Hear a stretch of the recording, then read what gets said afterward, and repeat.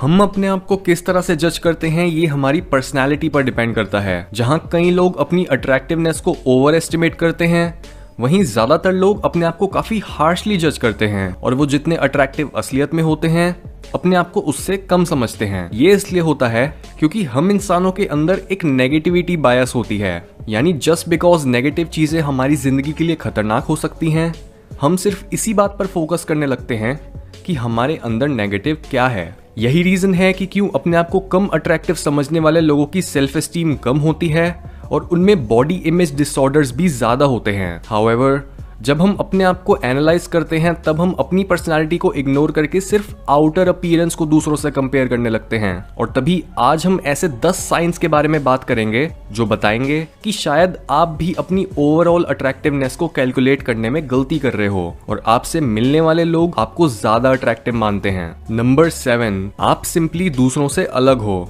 Evolutionary psychology में एक concept होता है जिसे बोलते हैं असॉर्टेटिव मेटिंग या फिर होमोगमी, जो बताता है कि कई लोग सिर्फ उन लोगों को अट्रैक्टिव मानते हैं जिनके फीचर्स उनके जैसे होते हैं। एक बिहेवियरल रिसर्चर जिनका नाम हेलन फिशर है, उन्होंने अपनी रिसर्च में ये ऑब्जर्व करा है कि हमें सिर्फ वही लोग ज्यादा अट्रैक्टिव लगते हैं जिनकी बायोलॉजी हमारी बायोलॉजी को कॉम्प्लीमेंट करती है। जैसे अगर कोई इंसान खुद काफी एडवेंचरस और एनर्जेटिक है या फिर वो काफी हंसमुख है तो वो अपना पार्टनर भी ऐसा ही ढूंढेगा जो एकदम उसके जैसा हो। यही रीजन है कि आपकी पर्सनैलिटी और आपके फीचर्स कई लोगों के लिए अट्रैक्टिव नहीं होंगे और अगर आप हमेशा सिर्फ उन्हीं लोगों के साथ हैंग आउट करोगे तो आपको यही लगेगा कि आप उतने अट्रैक्टिव नहीं हो, जबकि बाकी लोगों के लिए आप अपने आप को जितना अट्रैक्टिव सोचते हो उससे कहीं ज्यादा अट्रैक्टिव हो। नंबर 6, लोगों के लिए ये मानना बहुत मुश्किल होता है कि आपकी भी इनसिक्योरिटीज हैं। ये साइन आपको तब देखने को मिल सकता है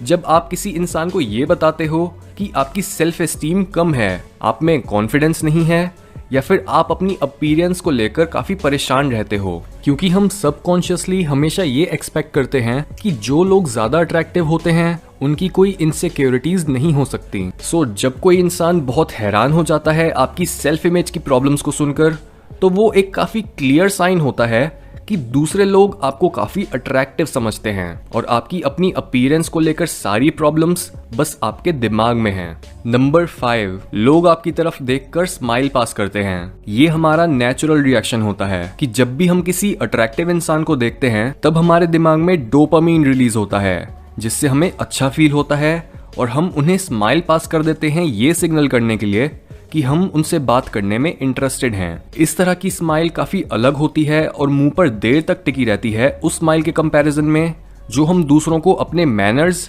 या फिर रिस्पेक्ट दिखाने के लिए देते हैं। सो अगर आप ये नोटिस करते हो कि ज्यादातर अनजान लोग आपके पास से गुजरते हुए आपको एक फ्रेंडली स्माइल दे रहे हैं तो चांसेस हैं कि उन्हें आप अट्रैक्टिव लगे। नंबर 4, आप अपने आप को सिर्फ अपने से ज्यादा अट्रैक्टिव लोगों से कंपेयर करते हो। जनरली जब भी हम अपने आप को किसी से कंपेयर करते हैं तब हम किसी एक ट्रेट को चुनते हैं जैसे कि इंटेलिजेंस या फिर फिटनेस, और उसके बाद हम दूसरे लोगों में देखते हैं कि कौन हमारे से ज्यादा इंटेलिजेंट या फिट है और कौन कम। और यही सेम चीज हमें अपनी अट्रैक्टिवनेस को मेजर करते हुए करनी चाहिए। पर प्रॉब्लम तब आती है जब हम अपने आप को सिर्फ उन लोगों से कंपेयर करने लगते हैं जो हमारे से ज्यादा अट्रैक्टिव हैं। और रिसर्च बताती है कि बार बार ये देखना कि आप किसी और के जितना अट्रैक्टिव नहीं हो आपकी इंफॉर्मेशन को बायस्ड बना देता है और आप अपने आप को कम अट्रैक्टिव समझने लगते हो। नंबर 3, आप अट्रैक्शन और अट्रैक्टिवनेस को सेम मानते हो। अट्रैक्शन का मतलब है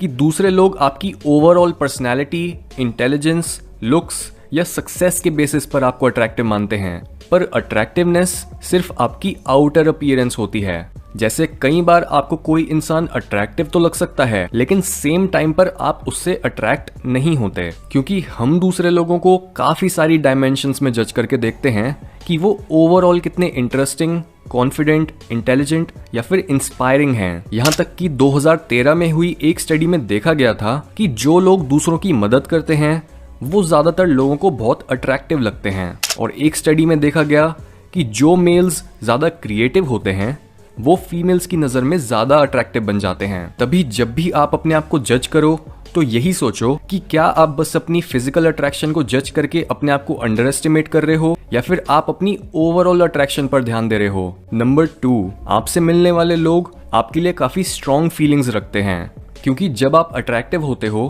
तब कई लोगों का आपके ऊपर ओपिनियन काफी एक्सट्रीम होता है। यानी या तो वो आपके साथ काफी फ्रेंडली होते हैं, पीठ पीछे भी आपकी तारीफ करते हैं और हर समय आपकी मदद करने के लिए रेडी होते हैं जस्ट बिकॉज आप उन्हें अट्रैक्टिव लगते हो और वो आपको अच्छे से जानना चाहते हैं, या फिर वो आपका नाम सुनते ही गुस्सा हो जाते हैं और आपकी पीठ पीछे आपकी बुराई करते हैं, वो भी बिना किसी रीजन के।